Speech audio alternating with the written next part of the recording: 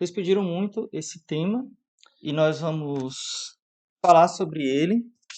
Claro que a santidade na família é um tema muito amplo, né? Não dá para a gente falar ele assim em uma só live, né? Teria que ser muitas lives, né, sobre isso, mas nós vamos fazer da melhor forma possível. Mas antes da gente continuar, queria convidar você a rezar comigo, pedir à Virgem Maria, nossa mãe, interceda por nós. Em nome do Pai, do Filho e do Espírito Santo. Amém. Ave Maria, cheia de graça, o Senhor é convosco. Bendita sois vós entre as mulheres, e bendito é o fruto do vosso ventre, Jesus. Santa Maria, Mãe de Deus, rogai por nós, pecadores, agora e na hora de nossa morte. Amém. Ó Maria concebida sem pecado, rogai por nós que recorremos a vós. Em nome do Pai, do Filho e do Espírito Santo. Amém. Quando a gente fala de santidade na família, é um tema talvez que a gente fique meio apaixonado por ele, né? Nossa, o meu sonho é ter uma família santa. Quem aqui é solteiro e sonha em ter uma família santa? Quem é solteiro e sonha em. Calma, que eu vou já perguntar para os casados. Quem é solteiro, sente vocação ao matrimônio e tem vontade, sonha em ter uma família santa. Então, esse deve ser o sonho de todos nós, né? Vocês que são solteiros, vocês que sentem a vocação ao matrimônio, vocês devem sonhar em ter sim uma família santa. Na verdade, se vocês não sonham em ter uma família santa, eu sinto muito, mas vocês estão desperdiçando a vocação ao matrimônio. Talvez vocês não entendam o que é o matrimônio cristão. O matrimônio cristão é uma vocação, um dom de Deus. É um meio para a santificação. É necessário desativar o modo avião. Então, voltando aqui à questão.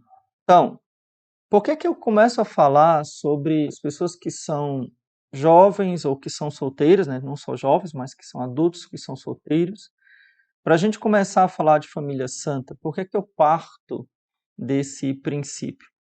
Pelo seguinte, porque às vezes, ou às vezes eu acho que não é a palavra adequada, quase sempre, o erro está aí. O erro está no princípio, está na escolha da vocação. Eu não estou dizendo que você errou na vocação, que você pode errar na vocação em querer casar, não é isso. Mas que você talvez não esteja querendo casar com as motivações corretas. Estão entendendo? Casar com as motivações corretas. Qual é a sua motivação para casar? É você que é solteiro. Calma que eu vou já chegar aqui nos casais, tá? Nos casados. O assunto é bem importante. Então, qual é a sua motivação para casar? A minha motivação, se eu quero realmente ter um matrimônio cristão, a minha motivação deve ser formar uma família santa. Então, a minha motivação não deve ser sair do caritó, né? Não sei nem se vocês entendem o que é isso, né? A minha motivação não deve ser uma paixão forte que eu tenho por alguém. Ah, nossa, sou muito apaixonado. A minha motivação não pode ser, vamos falar aqui bem claro, o sexo, né? A minha motivação deve ser formar uma família. Então, o matrimônio cristão é para formar uma família. O que é que significa uma família? O marido, a mulher e filhos. E para que serve essa família? Qual é o objetivo desta família? O objetivo é que o esposo ajude a esposa a se santificar. Que a esposa ajude o marido a se santificar. E ambos juntos, cooperando juntos, deem filhos para Deus. Não deem filhos para o mundo ou filhos para sei lá o quê, mas filhos para Deus. Então, é claro que, repito, numa live não dá para a gente esgotar um assunto tão amplo e tão importante. mas eu vou aqui tocar pontos essenciais da vocação ao matrimônio e da santidade. Então, o que é que acontece? Quando a gente começa errado, a gente não vai ter um fruto bom. Então, diz o filósofo que um pequeno erro no começo será grande no fim. Escreve aí no caderninho das lives. Um pequeno erro no começo será grande no fim. Então, uma coisa que começa com um pequeno erro.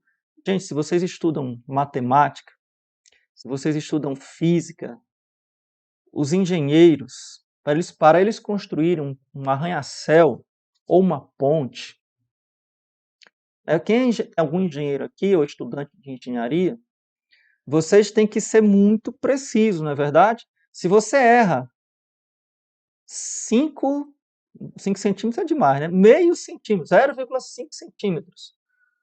O que é que pode acontecer com esse prédio? Ele pode cair, né? A ponte pode não dar certo. Você tem que levar em conta dilatação volumétrica, né? Tem que levar em conta velocidade dos ventos, chuvas, tempestades. Tem que levar em conta um monte de coisa. Senão, dá errado. Então, um pequeno errinho de 0,5 centímetros lá embaixo vai gerar uma catástrofe lá em cima. Vocês concordam? Tem alguém aqui que estuda engenharia para não me deixar falar bobagem?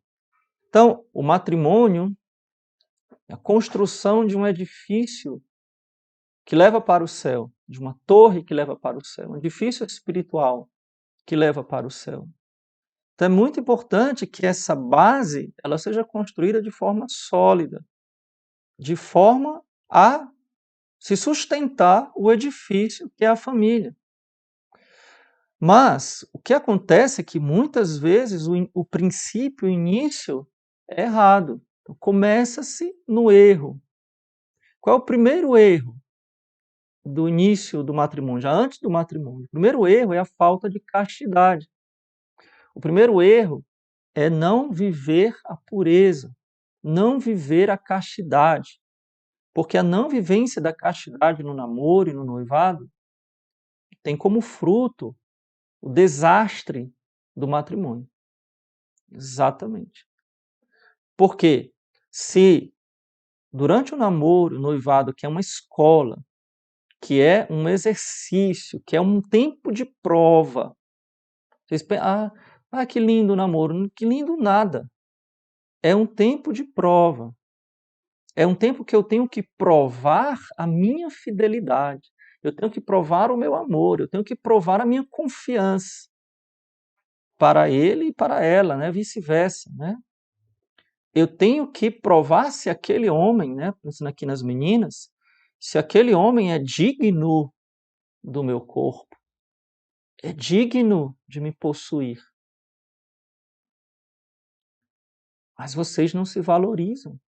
É claro, vou generalizar, né? Claro que existem muitas moças que se valorizam, mas tem muitas que não se valorizam, que se vendem, que se entregam. E aí depois, meu Deus, meu casamento, meu marido não é fiel, ele fica atrás de outras. Claro, minha filha. O que é que você fez para conquistá-lo? Você mostrou, desculpe, atrás e na frente, né? Então, se ele veio para você porque você mostrou o que não deveria mostrar, tá claro que ele só está interessado nisso. É claro que ele não tem força de vontade para não olhar para as outras. Ou você acha que você é a mais de todo o universo? Não é não, meu filho. Vai ter outras muito mais torneadas do que você. Não é? Estou dando um exemplo aqui que pode ser o contrário também. Então, rapazes, escolham moças cristãs que querem ser puras, que se deem ao respeito, que não avancem, que não te provoquem.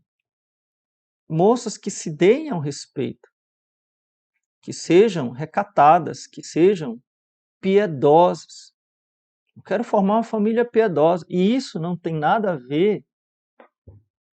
Às vezes a gente pensa, o fundamento do matrimônio, para o matrimônio dar certo, para o matrimônio dar certo, a gente tem que se conhecer muito. Se conhecer vestido. Vou falar aqui um exemplo para vocês de um casal.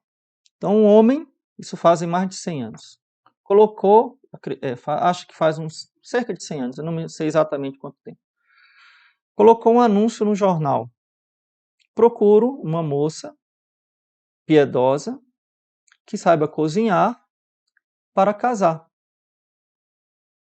Colocou um anúncio no jornal. E aí? Vou repetir. Vou contar essa história é interessante. Essa história é interessante. Presta atenção. Então, um homem, lá na Alemanha isso aconteceu. Talvez seja comum, mas eu sei dessa história específica, né? Talvez fosse algo comum. Então, o homem colocou um anúncio no jornal. Procuro uma moça piedosa que saiba cozinhar. Era a única exigência.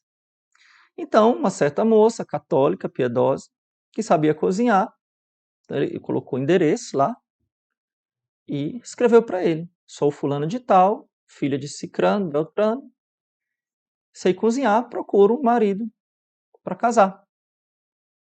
Tá bom. Então eles concordaram e se conheceram, obviamente, marcaram o casamento e casaram. E aí, esse casamento dá certo? O que é que vocês acham? Esse casamento deu certo? Assim, pelo jornal? Anúncio do jornal, procura uma moça piedosa para casar, que saiba cozinhar. Tem que saber cozinhar. Vocês acham que esse casamento deu certo? Eu acho que vocês já estão imaginando que deu, né? Esse foi o trato de casamento dos pais, nada mais nada menos do que o grande Papa Bento XVI. Exatamente. Os pais do Papa Bento XVI casaram assim. Entendeu? Por quê? Porque o fundamento do casamento é o conhecimento? É. Também.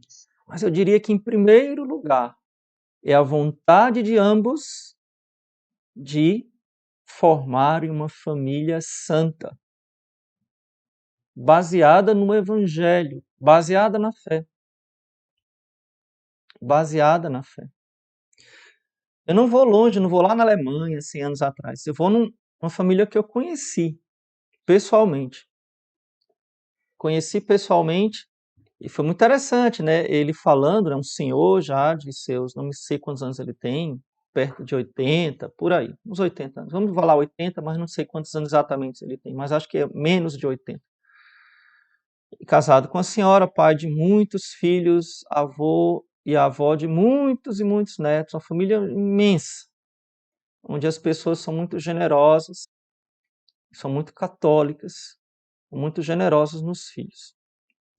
Então esse homem falou assim, o testemunho dele é muito interessante, ele falou assim, olha, vou falar uma coisa meio engraçada aqui, tá? Ele falou assim, eu namorava mais o pai dela do que ela. Como assim? Porque a gente nunca estava só. A gente sempre, eu vinha visitá-la e eu ficava o tempo todo com o pai dela, conversando com o pai. Eu era muito amigo do pai dela, inclusive o pai dela era como se fosse um pai para mim. Então eu vinha, conversava com ele, a gente ia trabalhar, ia fazer isso, fazer aquilo. Então eu a via. Mas a gente não ficava sozinho sentado e os pais iam lá para dentro, deixavam a gente conversando, não. Né? A distância menor que a gente ficava era ela num canto, os pais no meio e eu no outro. E eles são casados há mais de 60 anos. Perdidamente apaixonados um pelo outro. Então, veja que inversão de valores nós vivemos no mundo moderno. Então a gente pensa, esse casamento não dava certo. Davam, gente. Eu vi esse casamento dar certo. Então, o que baseia eles dois é a fé em Cristo. O que baseia é o desejo de formar uma família. Então, se a base é sólida, Pai, você está dizendo agora que a gente não vai se conhecer, não vai se falar? Lá vem os extremos, né? Eu falo uma coisa, você já leva para o oposto. Não estou dizendo isso. Não falei que não vai se conhecer, não vai se falar. Pelo amor de Deus. Até porque falta muita fé para isso. Muita fé. Mas, enfim, o que forma é exatamente esse desejo, né? O que faz uma família santa é a base, o teu desejo de formar uma família. O desejo de construir algo para sempre. Então, nenhuma dessas pessoas, né, que eu falei, a geração anterior, ou bem anterior a nós, eles não casavam se der certo.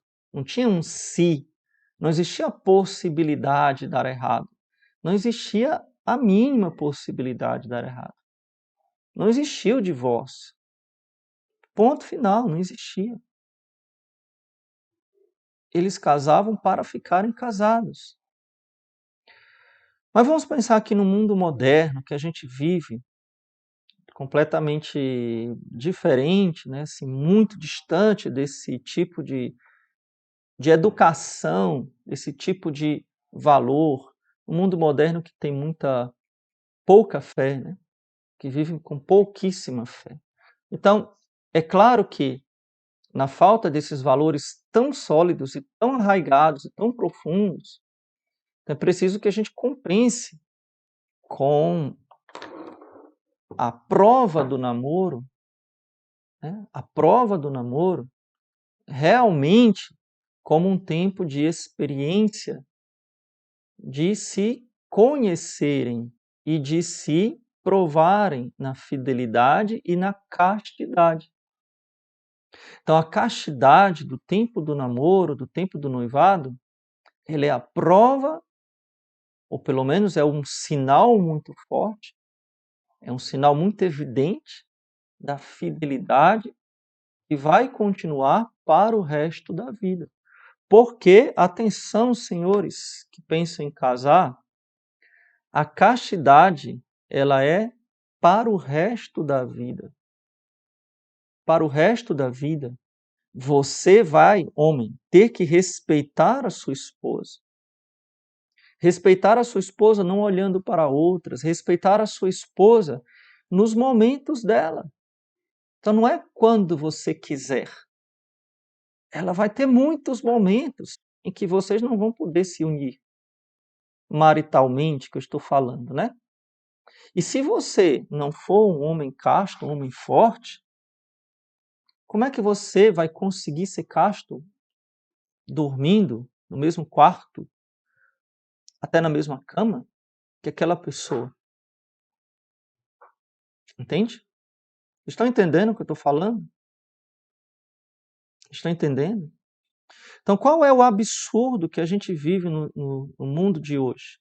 É o absurdo dos valores completamente invertidos, completamente contrários ao Evangelho, contrários à nossa fé cristã, contrários àquilo que nós temos como essencial da nossa vida cristã, que é o respeito, que é a castidade, que é o amor.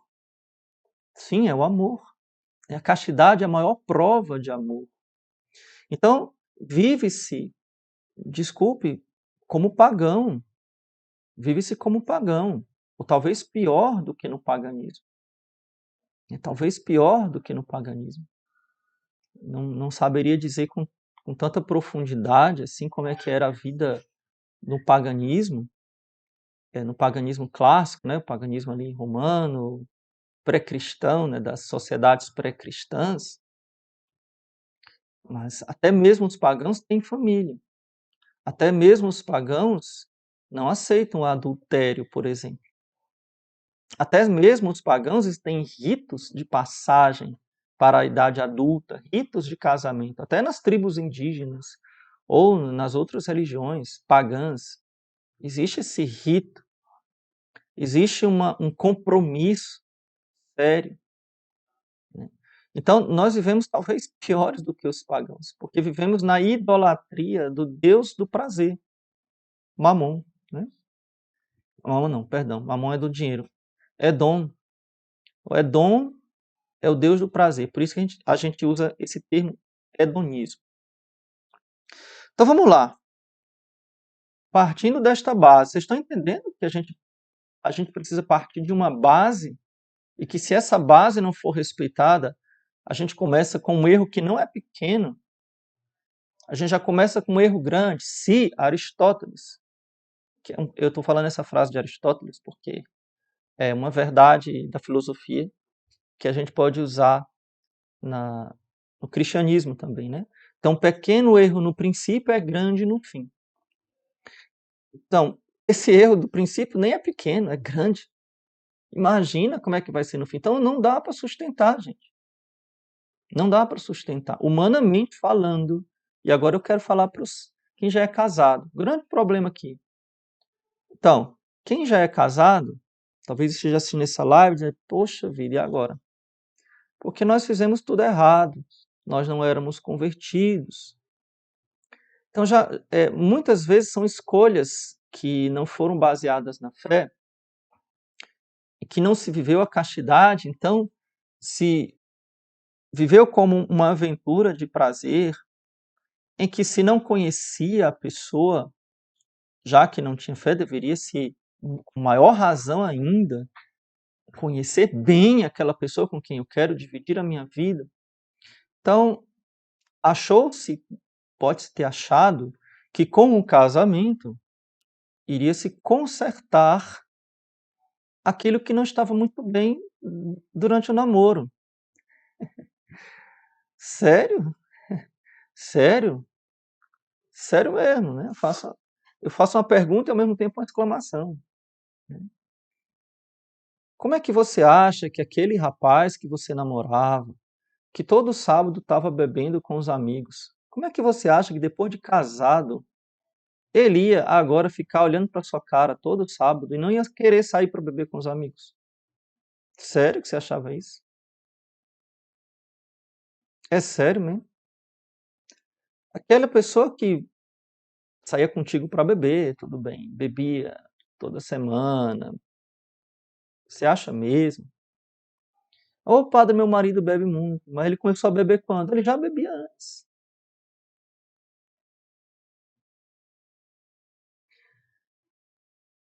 Ah, meu marido me trai. É, tá, quando você conheceu ele? Como é que ele era? Ah, ele tinha os rabos de saia dele, mas ele era meu namorado. Você tá entendendo? Ou então, o padre, meu marido é muito violento. Quando você casou? E antes, quando você namorava? Ele não era violento? É, mais ou menos. Entendeu? Então, a escolha do princípio, vice-versa também, tá? Então, a mulher é muito mandona, não vai na igreja. Ô, padre, minha mulher é muito mandona, não vai na igreja, ela não me respeita, ela é. Vem cá. E quando você namorou com ela, você a conheceu na igreja, ela era filha de Maria, ela era uma mulher piedosa? Ah, não. Tá entendendo? O pequeno erro do princípio, ele vai ser grande no final. Você não observou a personalidade, você não observou o temperamento, você não observou as ações, as reações da pessoa, talvez com medo de não casar, e se eu ficar para titia, e se eu ficar velho não vou arranjar outra, estou querendo escolher demais. Como se você fosse obrigado a casar com a primeira pessoa que aparecesse na frente para não ficar velho demais, né? Não é verdade? Então, tá, padre, mas agora eu já casei, estou sem jeito. E aí, o que que faz? Tá, padre, e agora? Vamos passar para o matrimônio. Então, tá bom.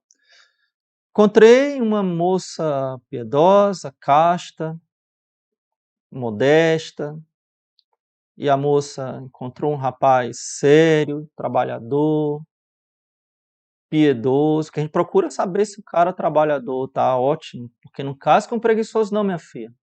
Não vá fazer uma besteira dessa. Não case com preguiçoso não. O cara é trabalhador, responsável, respeitador, me respeita. Meu pai deixou, casei com ele. Beleza. Então vamos lá. E aí, como é que a gente faz? Casou na igreja, resolveu o problema? Casou na igreja, já está a família santa, porque foi na igreja, tinha véu, tinha grinalda, tinha o padre, tinha marcha nupcial, então assim virou um casamento nota 10, é isso? Que teve uma festa bonita, um coral bonito, cantando, foi legal isso? Foi assim? Resolveu? Vocês sabem que não, né? Uma vez eu fui a um casamento, eu era padre, eu não sei se eu era padre, eu acho que eu era, não sei se eu era padre novo ou se eu era diácono, mas faz muitos anos isso. Rapaz, esse casamento, quem celebrou foi um cardeal ou foi um bispo, eu não me lembro se esse bispo era, na época era cardeal. Tinha uns 20 padres nesse casamento. Presta atenção no que eu vou falar. Tinha uns 20 padres nesse casamento, no mínimo. Estou falando aqui 20, dando por baixo, porque eu acho que tinha mais. E olha, vocês não têm noção da pompa, do luxo, da trombetas. Foi um negócio assim, Disneyland. Eu nunca vi um negócio tão rico na minha vida. Parecia um casamento de príncipe e princesa. Pois bem, esse casamento eu não me lembro quantos anos ele durou. Mas se eu não me engano, ele não chegou a 5 anos. Se eu não me engano, ele não chegou a 5 anos. Ele acabou por traição. Ele acabou por falta de castidade. Então, não é o casamento na igreja. E às vezes a pessoa diz: ah, casou na igreja e separou, então é melhor se juntar, melhor casar no civil. Primeiro que casar no civil não é casamento. Ah, eu sou casado. A gente não casou na igreja, eu casei no cartório. Minha filha, você não é casado. Bote isso na sua cabeça. Se você casou no civil, você não é casada. Você é solteira. Você é solteira e vive maritalmente com a pessoa que não é o seu marido. Que nem aquela samaritana no poço de Jacó, lembra? Jesus chegou para ela, mandou ela chamar o marido. Ela disse: ah, eu não tenho marido. E Jesus disse: falou bem que você já teve 5, que você está agora não é seu. A mulher é errada, hein? A mulher é errada. Mas Jesus converteu ela. Então, vamos lá. O que é que eu faço? O que é que faz uma família que casou na igreja direitinho, recebeu a graça de Deus, ela ser uma família cristã? Veja, o sacramento, presta atenção, todo mundo que está aqui, eu vou falar uma coisa importante agora, tá? Presta atenção. Então, a pessoa casou na igreja, perdão, voltando aqui um pouquinho. O sacramento, ele é o canal eficaz da graça de Deus, tá? O sinal eficaz da graça de Deus, ok? Quem comunga aqui, diga eu. A hóstia que você recebe é a mesma hóstia, é o mesmo Jesus que recebeu Santa Teresinha do Menino Jesus? Sim ou não? Sim ou não? A hóstia que você recebe na comunhão é o mesmo Jesus, é a mesma Eucaristia que comungou Santa Teresinha do Menino Jesus? Com certeza sim. Mas em você tem o mesmo efeito que teve na vida e na alma de Santa Teresinha? Não. Por quê? A sua hóstia é mais fraca? Porque o padre que celebra a sua missa é mais pecador do que os padres que celebravam para Santa Teresinha? Não. É o mesmo Jesus, é a mesma Eucaristia. Porém, a alma de Santa Teresinha, eu estou falando aqui Santa Teresinha porque a festa dela está se aproximando, pode ser qualquer santo que você pensar, Santo Antônio de Pádua, São Francisco de Assis, qualquer santo que você pensar, Santa Teresa de Ávila, qualquer um aí, São Luís Gonzaga, Santo da Pureza. Então, eles receberam o mesmo sacramento que você recebeu, o batismo, a Eucaristia. Se a gente pensar nos homens e mulheres casados que foram santos, Santa Isabel da Hungria, São Luís Rei de França, São Santa Zélia Martã, São Luís Martã, né? Os pais de Santa Teresinha são santos, e por aí vai. A gente pode citar várias pessoas que foram casadas ou foram viúvas, que são santos, receberam o mesmo sacramento que você, o sacramento do matrimônio. Mas neles houve um outro efeito. Então, ao receber o sacramento do matrimônio, é preciso que você entenda que Deus lhe entrega a graça, mas é preciso que você coloque em prática esta graça que você recebeu no dia do seu casamento. E não só você sozinho, sozinha, mas vocês dois juntos. Que vocês, ao receber, ao fazer aquela promessa diante de Deus, recebendo a bênção do sacerdote, vocês, a partir dali, começam uma família cristã. Não está tudo acabado, é uma semente. Começou, você recebeu a graça. Assim como eu recebi o batismo, eu recebi a Eucaristia, eu recebi a crisma, eu recebi a ordenação sacerdotal, mas eu posso ser um péssimo cristão, eu posso ser um péssimo padre. Embora eu tenha recebido o sacerdócio da mesma forma que São Dom Bosco, que Santo Curadares e São Vicente, mas eu posso ser um péssimo sacerdote, mesmo tendo recebido a mesma graça. Porque o que vocês estão entendendo? Porque o que importa é o meu coração. Entendeu? Então, você recebeu um sacramento que contém toda a graça necessária para você formar uma família santa. Mas é preciso que você coloque em prática esta graça que você recebeu. Coloque em prática esta graça. Vamos passar para pontos práticos. Padre, de que forma eu ponho em prática a graça do sacramento que eu recebi naquele momento lá do meu casamento? Supondo que você teve uma escolha baseada na fé, com o intuito de formar uma família cristã de verdade. Essa convicção de fé e de valores, ela é tão profunda que, se ela fosse realmente bastante enraizada, nem precisava se conhecer muito. Como eu citei exemplos, inclusive que eu conheci, de casais que não tiveram o namoro moderno, tiveram um namoro antigo, profundamente diferente do namoro moderno. Se amavam, se viam, se conheciam com distância,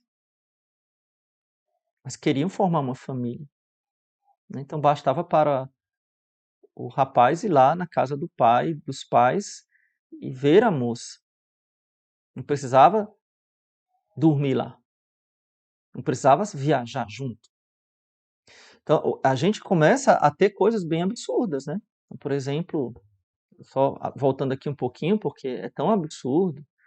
Então, os pais vão deitar e deixam os namorados em casa, na sala, assistindo filme. E você acha que está certo. Você acha que isso é jeito de namorar. Sentado no colo, sozinho, vendo um filme, sem ninguém. Né? Sai para viajar, vai para outra cidade, sozinhos, viajam para outra cidade. Você acha que isso é normal? Tem certeza? Então, vamos lá. Qual deve ser a minha prática depois do casamento? Primeiro, vá anotando aí. A sua família, ela deve ter sua casa, sua casa. Ela deve ser uma casa cristã, em que a piedade ela seja visível. Visível que haja um altar. Visível porque existe um momento de oração da família. Esse momento não pode ser esporádico. Ah, quando a gente estiver passando uma dificuldade, ou então vamos fazer uma novena aqui para Nossa Senhora Aparecida, pedindo graças a Nossa Senhora Aparecida. Não, deveria ser um momento diário de oração. O terço, a leitura da vida dos santos, algo que a família se habituasse a ter aquele momento.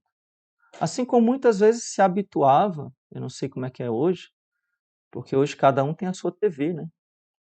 Mas na minha época de jovem, só existia uma TV na casa. Não tinha essa história de ter várias TV, a não ser que eu fosse milionário, né? Que fosse muito rico, né? Eu nunca fui muito rico, assim. Nunca fui normal, né? Então só tinha TV na casa. Então se criava o hábito de, sei lá, na hora do jornal, na hora da novela, estava todo mundo lá, diante do ídolo quadrado, né? Então a família verdadeiramente cristã, então, que quer formar uma família cristã, deve criar o hábito de estar diante do altar do Senhor. Aquele altar não é o altar do Senhor da igreja, que é o verdadeiro altar, onde é celebrada a Santa Missa, mas aquele cantinho de oração. Aquele cantinho onde vocês vão rezar o texto, onde vocês vão fazer uma novena, onde vocês vão conversar com Deus. Eu tô muito velho falando de TV, né?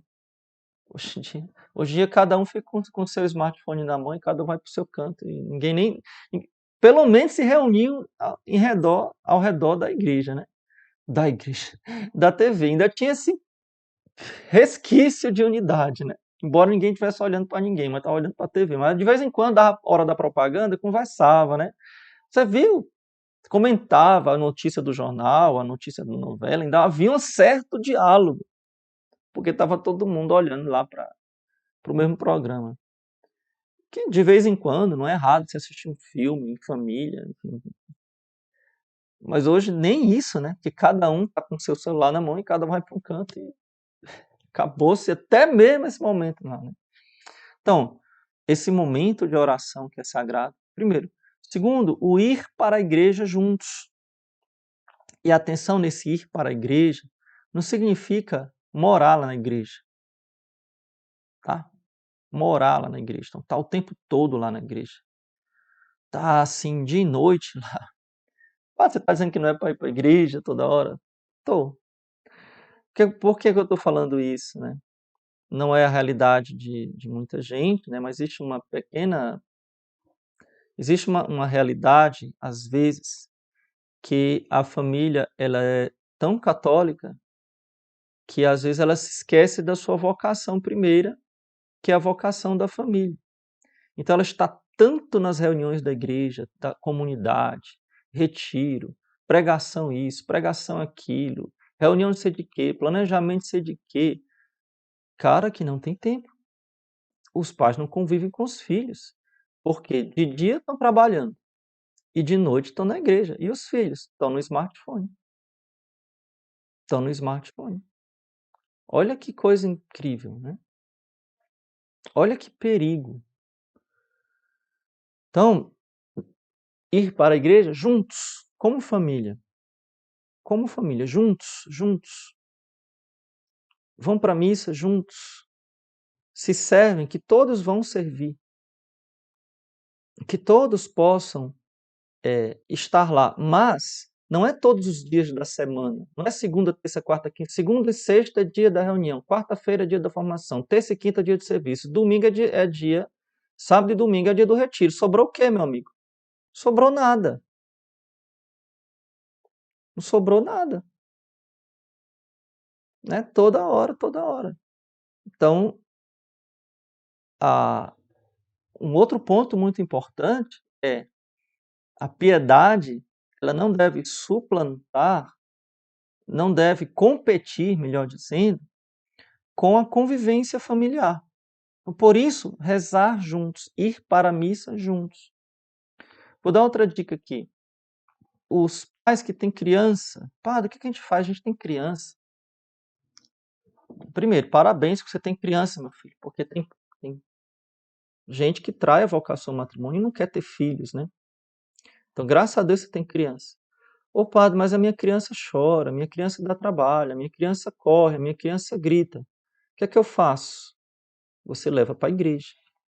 Você leva para a igreja e procure uma missa. Vou dar uma dica aqui para vocês, tá?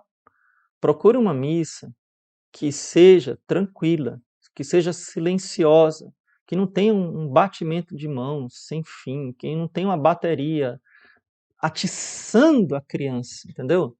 Leve para uma missa tranquila, de preferência que tenha um canto gregoriano, de preferência que seja o mais silenciosa possível.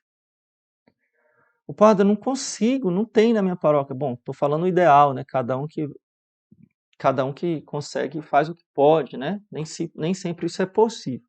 Então, mas não deixe de levar os seus filhos para a igreja. Padre, se eles derem trabalho, se ele der trabalho, você tenta controlá-los.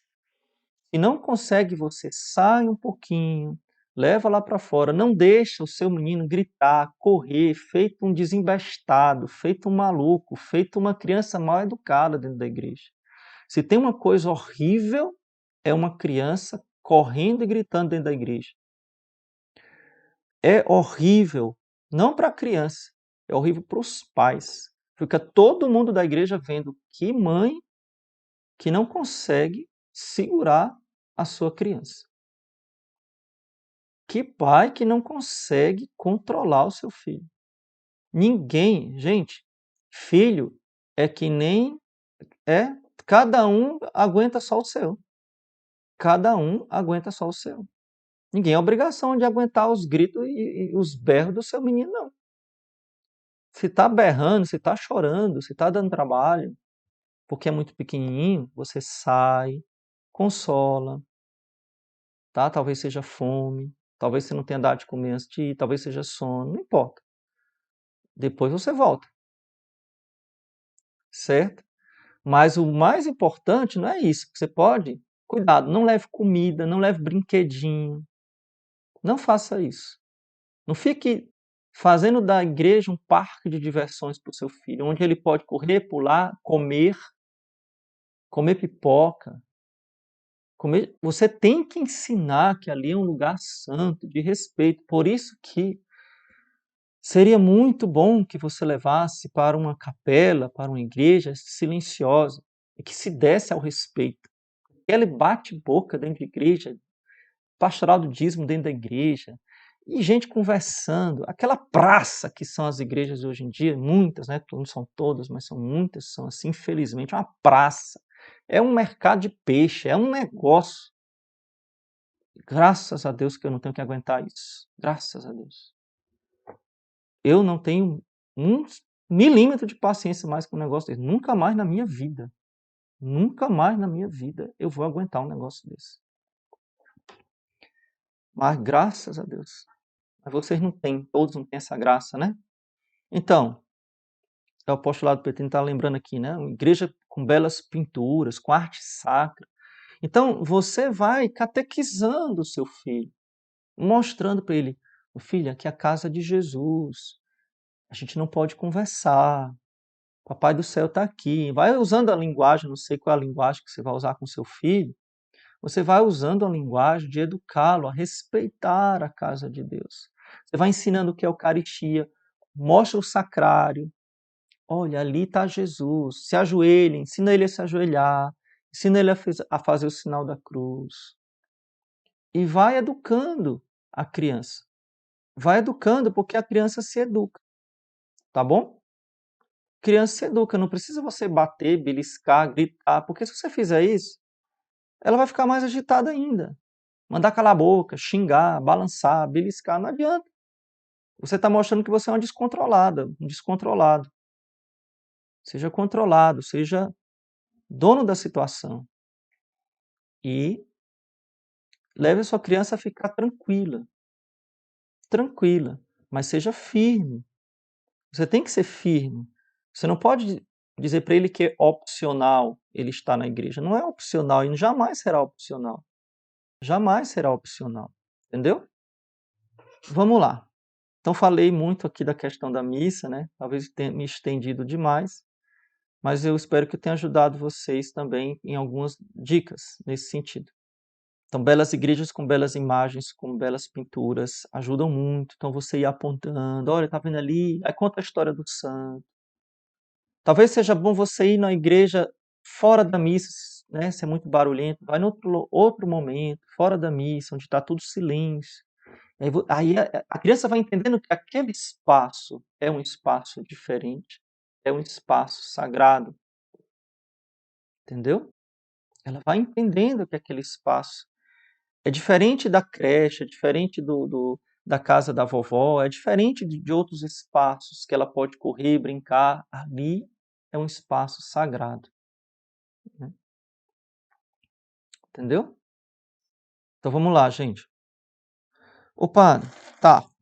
Então você já entendeu que para que aquele sacramento que você recebeu ele dê fruto, você precisa viver de forma cristã na sua casa, que a sua casa seja um ambiente de fé e de oração. Padre, só que já deu errado. Eu não conhecia Deus. Quando eu casei com a minha esposa, a gente não pensou nisso, né? Ou então a mulher disse, quando eu casei com meu marido, eu não pensava nisso, só queria casar mesmo, porque eu estava apaixonado, porque eu estava apaixonada, e a gente não pensava em ter filhos, ou em ter só um ou dois, e agora a gente se converteu. O problema não é, o problema é que às vezes só um se converte, né? O problema é que às vezes só um se converte. E aí, o que é que eu faço? Então, vamos lá. Eu vou dar um testemunho aqui para vocês, tá? Primeira coisa que eu queria dizer é: não desanime e não desista. Não desanime e não desista. E eu vou dar dois testemunhos aqui para você, que aconteceram comigo. Duas histórias que aconteceram comigo. Bom, uma que aconteceu comigo, outra que eu conheci. Um casal que eu sou muito amigo deles, não tenho mais contato, já faz alguns anos, mas eu gosto muito deles. E tinha uma certa intimidade com esse casal. E uma vez eu eles me contaram, né, então o esposo me contou uma história que eu não conhecia da vida deles. Quando eu os conheci, já os conheci como uma família muito católica, muito cristã, com seus filhos que levavam para Deus, etc. Então, esse casal, voltando à história que eu ia contar, que me distraí, o que aconteceu? Eles não eram pessoas convertidas, nem o marido, nem a esposa. Eram pessoas mundanas mesmo, né, que viviam a vida sem oração, aquela coisa que vai para a igreja por obrigação, mas que não vive na sua casa a fé. Então tinham dois filhos e tudo. E aí brigavam muito. Eu não sei por que cargas d'água, também não fui perguntar a intimidade, né, as coisas assim, muito privadas da família. Mas o que acontece é que eles se separaram. E se separaram e fazem o que todo mundo que é mundano faz quando se separa. O que é que uma pessoa mundana faz quando se separa? Primeiro, separação já é mundano, né? Já é um pecado mortal. Claro, né? Calma aí, depende. Enfim, calma, não vou falar sobre esse assunto aqui. Mas se separaram, né? Então já é uma coisa mundana, já é uma coisa de quem não tem fé. E cada um partiu para a sua vida. Então, não vou ficar cuidando dele. O marido, né, o esposo, que é esse pai, que é meu amigo, me disse assim: eu pensava assim, que estou começando a passar dos meus 40, meus 50, que eu vou ficar velho aqui sem curtir a vida? Que nada, cara, eu vou curtir a vida. Ele pensava, né, vou curtir a vida. E aí foi curtir a vida, foi arranjou outra pessoa, se juntou com outra pessoa, e a esposa, idem, né, arranjou outro companheiro lá e tudo. Começaram a ter essa vida mundana, então os dois bebiam, fumavam, enfim, uma vida completamente mundana. Mas, você vê, né? Os dois, cada um já tinha outra vida, né? Ele já tinha outra e ela já tinha outra. E passaram-se anos assim. Até que por uma graça de Deus, e aí eu não vou contar exatamente o que aconteceu, porque eu nem sei os detalhes, eles foi tocado pela graça de Deus, né? Então ele foi profundamente tocado pela graça de Deus. E ele começou a querer rezar, a querer ir para a missa, e começou a se desentender com a companheira que ele estava, e não quero mais, e deixou aquela mulher, e começou a se aproximar da sua esposa legítima, né? E conversar, vamos conversar, e conversa vai, conversa vem. Ela também foi tocada pela graça de Deus, também se converteu e acabou deixando aquela pessoa. E o resumo da história é que essa família é como eu a conheci, né?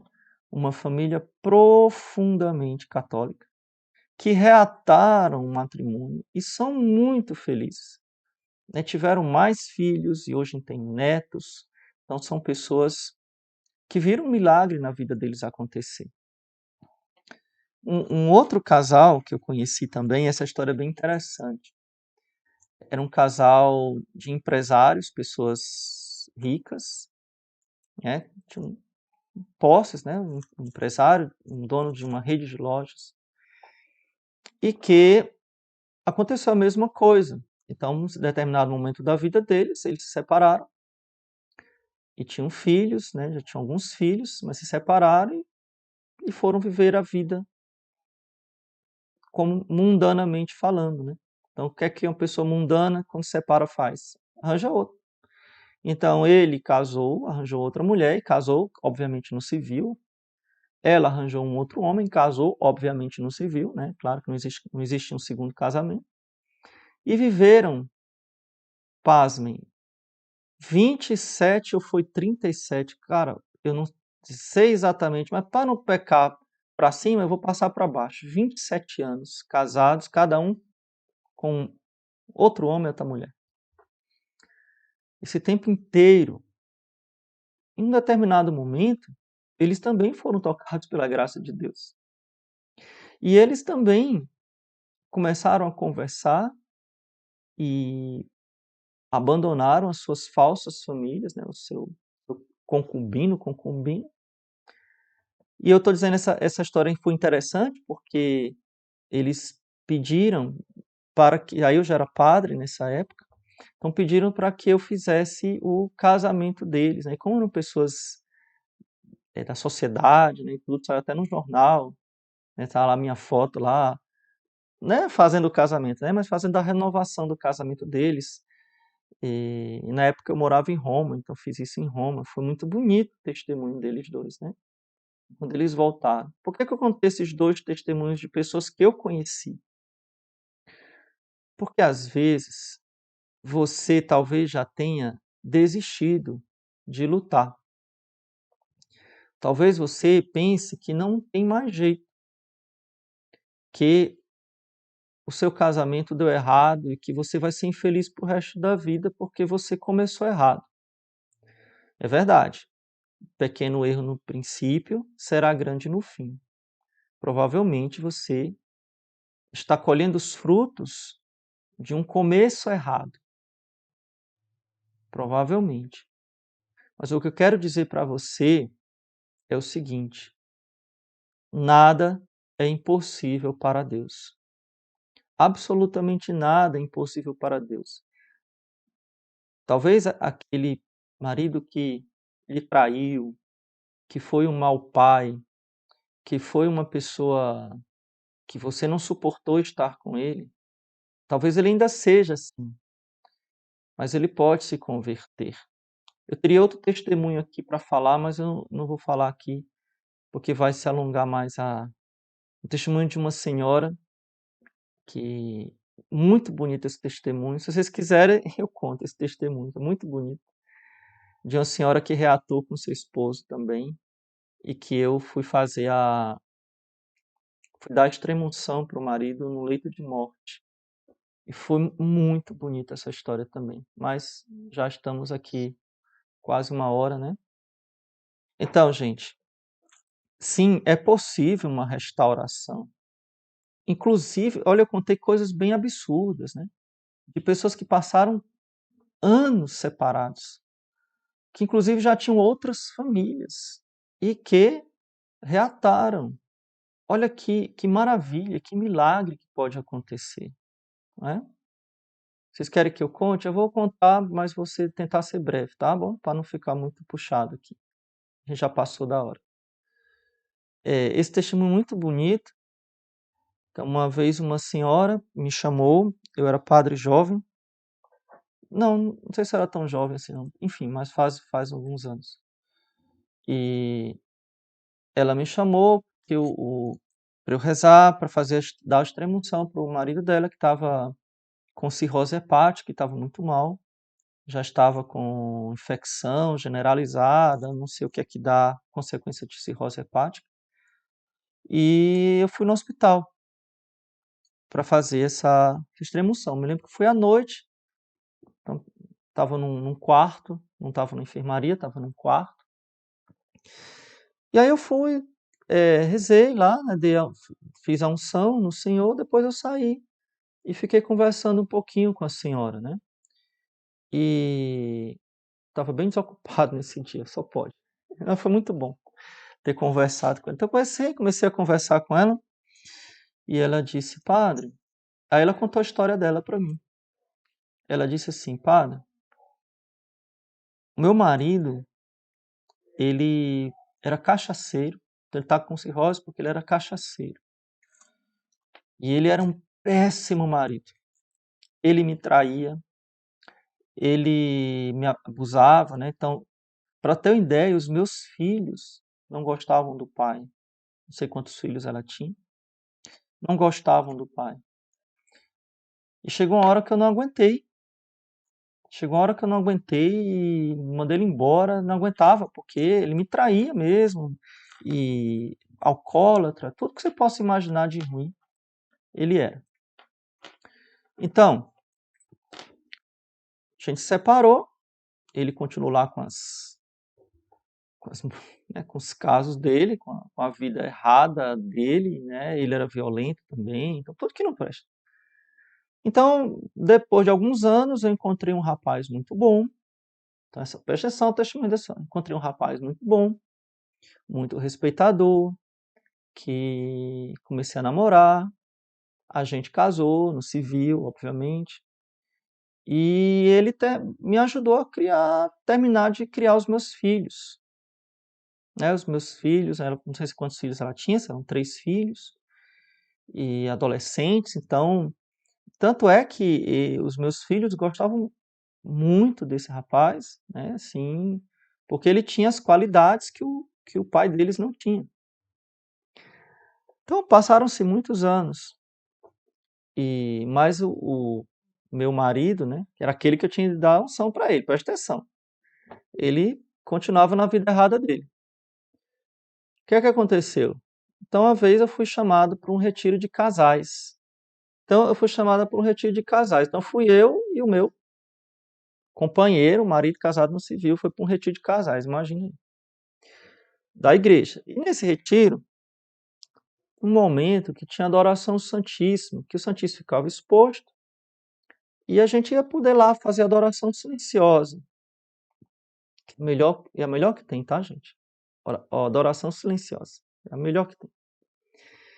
E aí eu fui para a capela, eu me senti muito tocada nesse retiro, pelo amor de Deus, né? O amor de Deus me tocou muito nesse retiro. Me senti com muita saudade da Eucaristia, porque eu não podia comungar, já fazia muitos anos que eu não comungava. Então, na adoração, olhando para Jesus na hóstia, eu disse para Jesus, Jesus, eu não aguento mais ficar sem Eucaristia. E ela disse que começou a chorar de saudades da Eucaristia. Olha que é uma pessoa honesta, né? Porque tem muita gente que é casada no civil que comunga e não pode, né? Pecado mortal fazer isso. Então comunga a própria condenação, vai dizer São Paulo lá, na primeira carta aos Coríntios, capítulo 11, se não me engano. Quem come e bebe o corpo e sangue de Cristo em pecado mortal, come e bebe a própria condenação. E triste, né? Então, mas enfim, voltando. Então essa senhora, que é muito honesta, né? Então ela disse, padre, naquele momento, diante de Jesus Eucarístico, eu vi que eu não suportava mais viver longe de Jesus. E o meu companheiro, né, o marido, entre aspas, dela, não estava na capela e nesse momento, mas quando ela saiu, se encontrou com ele, aí ela disse que ele olhou para mim e disse, o que é que aconteceu? E ela, como assim o que aconteceu? Não. Me diga o que é que aconteceu que você está diferente. E ela ficou calada. E naquele momento ele percebeu que ela tinha se convertido.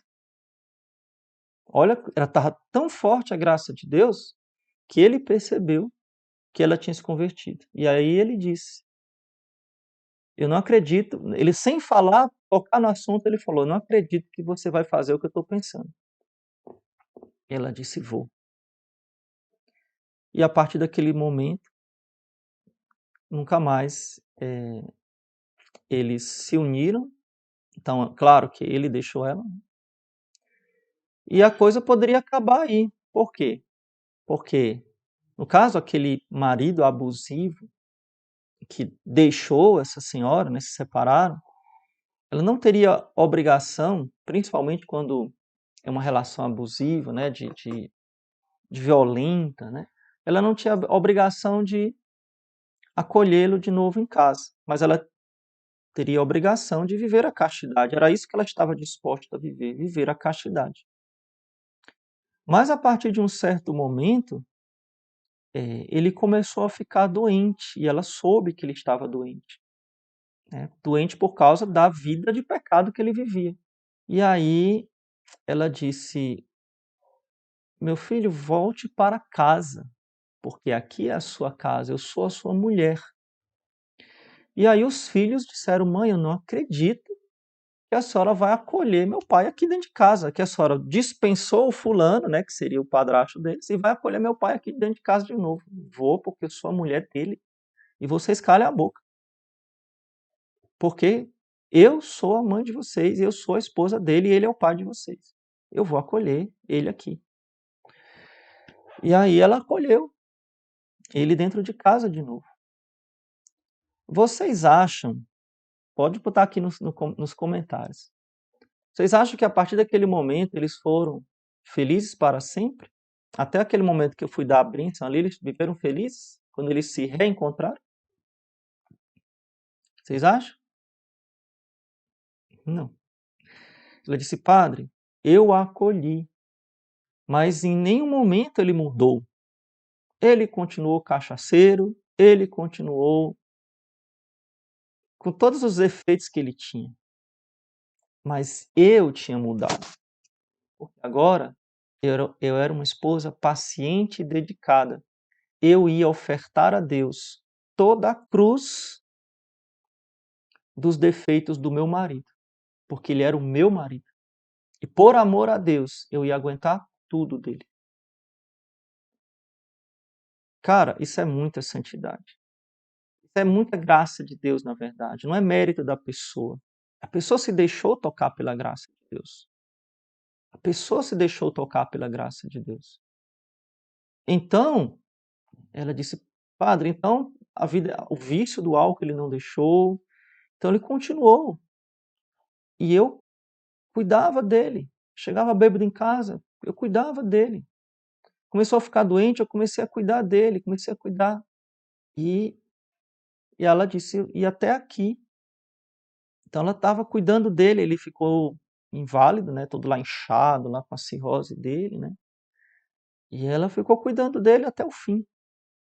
E depois que eu dei a unção, que eu escutei aquela história tão bonita, que eu fiquei impressionado. Eu voltei para casa, no outro dia eu recebi uma ligação pedindo para que eu fosse celebrar a missa de corpo presente, porque ele havia falecido. Então dei a extrema-unção na noite, quando foi, naquela mesma noite ele faleceu. E aí eu voltei para fazer a missa de corpo presente no outro dia à tarde. Eu já fiz muitas encomendações de corpo, né? Muitas encomendações. Já vi muita gente sofrendo lá. Mas me impressionava muito como aquela senhora sofria, chorava na hora lá da bênção do caixão. Como ela chorava, porque o marido dela tinha morrido. E eu pensando, poxa, não era um marido bom, não era um homem carinhoso, não era um príncipe encantado, mas ela tinha tanta fé que ela acolheu aquilo como uma bênção de Deus, que ele era o marido dela. Entendeu? Então, gente, eu teria muitas coisas para falar para vocês. Por exemplo, a castidade do matrimônio, né?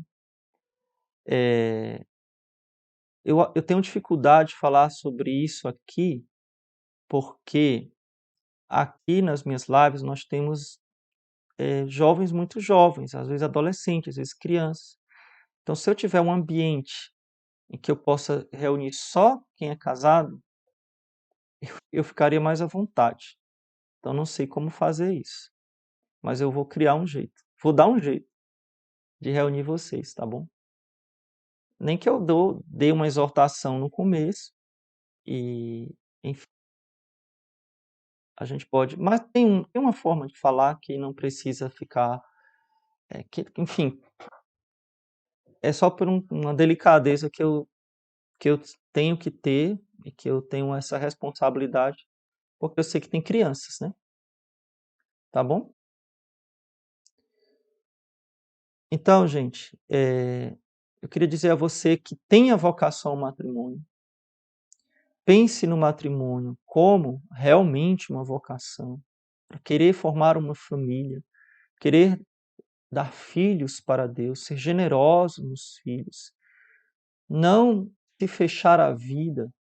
Cuidado com o uso de anticoncepcionais, que é pecado mortal, vasectomia, pecado mortal, toda qualquer esterilização artificial é pecado gravíssimo. Muito cuidado. Os anticoncepcionais são abortivos, o DIU é abortivo. Quantas crianças você já matou usando o DIU? Você tem noção de quantos filhos você já matou usando o DIU? Quem usa DIU? Quantos filhos já matou? Imagina diante de Deus, como é que vai ser o seu juízo final, você que usa pílula anticoncepcional, quantas crianças você já pode ter matado? Porque sim, as pílulas podem causar o que nós chamamos de microaborto, abortos invisíveis, né? Então é um assunto bem complexo.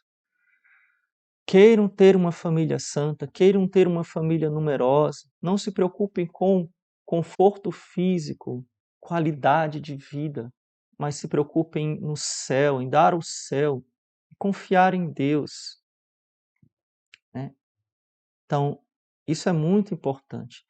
E vocês que são casados, saibam que a restauração é possível. Nunca desistam. E se for a cruz para a santificação de vocês, abracem. Como essa senhora que eu falei o testemunho dela.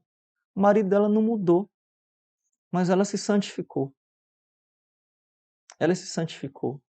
Eu, como esses outros casais que eu falei o testemunho, viviam uma vida completamente mundana, mas voltaram. Então, sim, é possível. Tá bom? Não são pessoas de outro mundo, são pessoas normais como você. Certo? Então a gente pode fazer outras lives aprofundando outros aspectos, né? Porque eu chutei muito para todo lado aqui, falei de criança, de missa, falei de um monte de coisa. Realmente eu estava pensando em dar uma abordagem geral, né? Então não fugiu do meu propósito. E eu sei que o assunto é muito grande e a gente pode, em outra oportunidade, aproveitar, aprofundar, melhor dizendo. Então, eu vou dar aqui a bênção para vocês. Não deixem de deixar aí o like, colocar os comentários aqui, tá bom? A nossa proteção está no nome do Senhor, que fez o céu e a terra. O Senhor esteja convosco, com teu Espírito. Abençoe-vos o Deus Todo-Poderoso, Pai e Filho e Espírito Santo. Amém. Louvado seja nosso Senhor Jesus Cristo, para sempre seja louvado, e sua Mãe Maria Santíssima.